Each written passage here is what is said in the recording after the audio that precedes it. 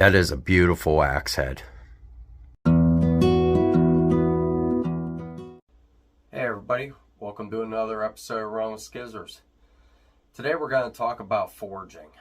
There's a lot of misconceptions and just a lot of bad marketing, especially when it comes to like production axes. They charge high prices for something they claim is hand forged, and it's not. And I'm going to break down the different forging techniques.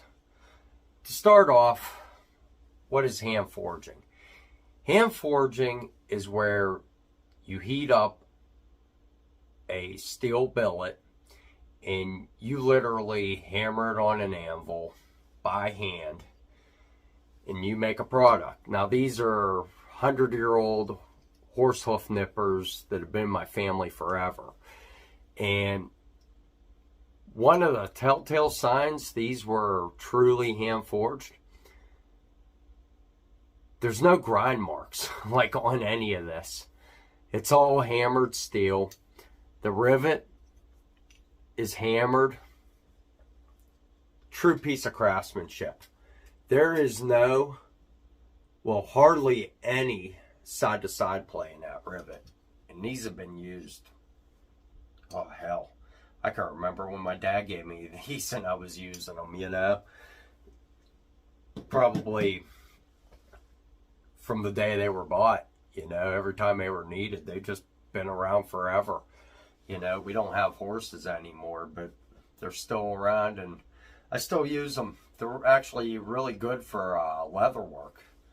You know, they're sharp as hell, but that edge, there's no grind, you know. They were sharpened like a knife with a stone, but just amazing. Wish they still made stuff like that, you know, that you can buy, you know, but kind of getting off track. But let's talk different forging techniques. Now, it's a perfect example. Gransfors Bruks.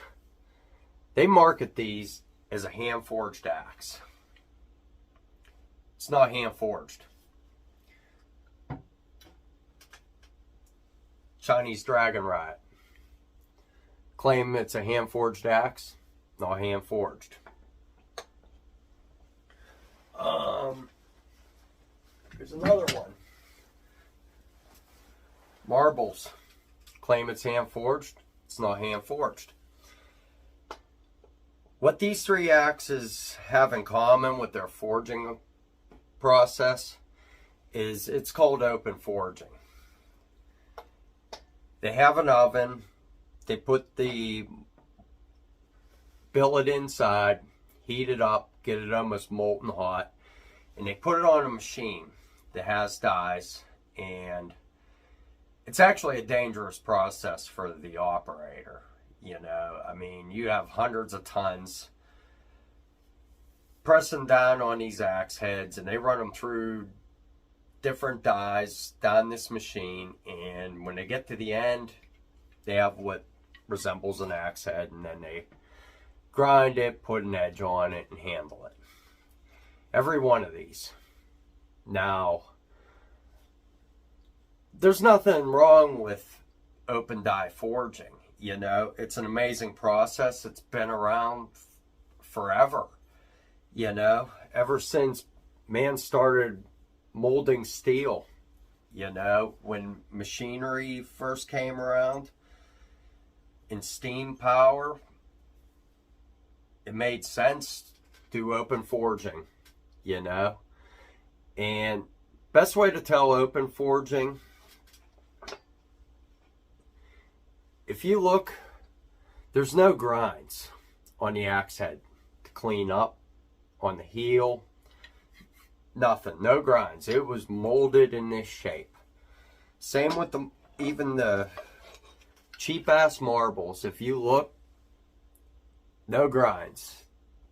Other than the pull, they just made that look pretty. But all the way through, it's just basically forge marks. And there's nothing wrong with that, but These two axes are right around $40. This axe is $200. Now, claiming this is hand forged and all that shit. If you want a true hand forged axe, go to one of these smaller guys, you know. Liam Hoffman makes some amazing stuff. There's a ton of guys out there that are highly talented. And if I'm going to go out and spend hundreds of dollars on an axe, I'm going to go through one of those guys and get an axe that was done the old-fashioned way. A hammer and an anvil, a trip hammer. You know, that is true hand forging.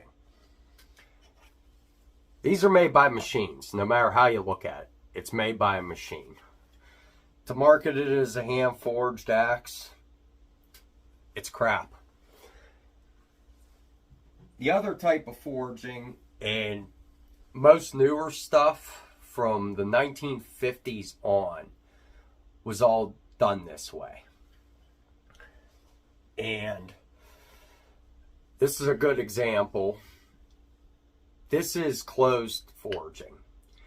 And that's the type of forging you'll find in your modern axes, like the council tools. Even these older Woodings Veronas, you know.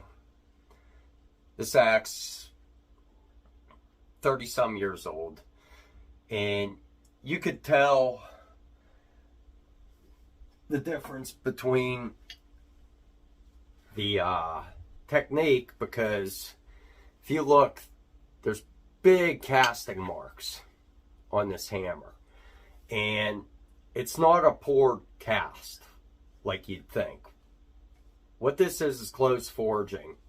And basically what they'll do is they'll have the oven, they'll pull the billet out, put it into a machine. And the bottom die forms the bottom of the head.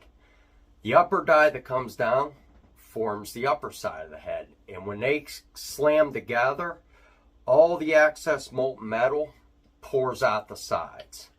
And depending how much they're willing to charge for something will depend how much they clean this up. You know, this was made in the 60s. I can guarantee you it was about the 60s. When you get into your newer stuff, now this one's not completely new, but you'll see there's grind marks. On the heel, there's grind marks. And that's because they were cleaning up the casting. If you look at your new council tool axes, especially these, what do they call these? The, man, I can't even think Sport of the name. utility line. But basically, it's a run-of-the-mill axe. You could see heavy grind marks, you know. They were just cutting all that excess off. And that's basically the difference, you know. This was an open forged head. You can see no grind marks.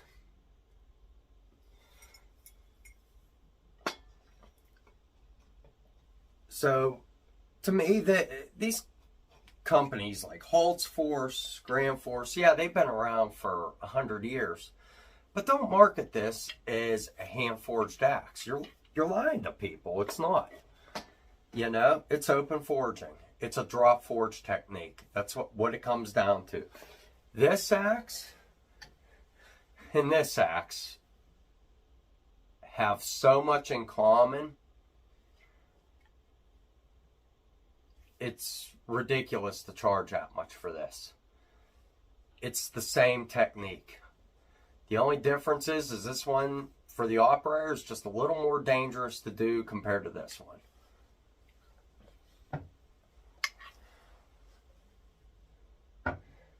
But that's pretty much all I got for you guys. It was kind of a rant, but also a lesson, you know. And I hope you guys got something out of it. And honestly, it helps you date your axes.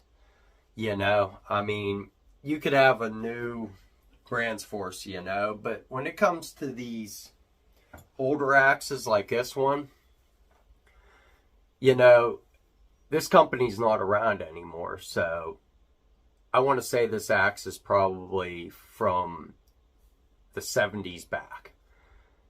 You know, I'm not an expert on dating these things, but open forging, you know, this was probably a general store axe, you know, small company.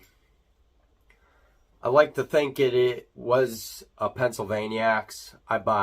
When it comes to axes and tools, if it's anything that was made in Pennsylvania, I try to grab it up, you know, and I thought it was just so cool that it has Valley Forge stamped on it, you know.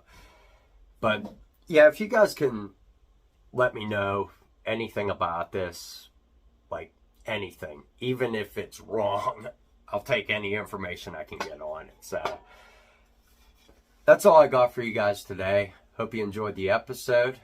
Be sure to like, share, and subscribe. I'll catch you on the next one.